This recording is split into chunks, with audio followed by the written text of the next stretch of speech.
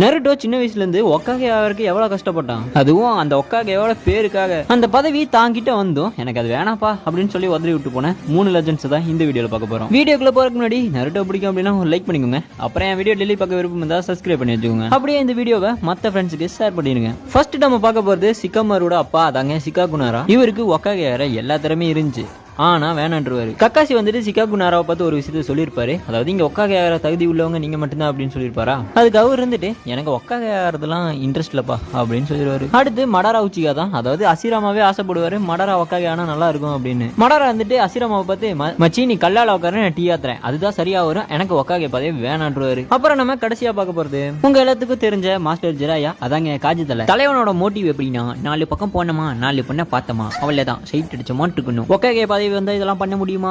முடியாது. அதனால சுன்னாடியை வந்து ஒக்காகேவை தேர்ந்தெடுக்க சொல்லிடுவாங்க. ஜிராயாவோட உண்மை பக்கம் என்னன்னா, அதாவது தேர்ந்தெடுக்கப்பட்டவனை கண்டுபிடிக்கிறது.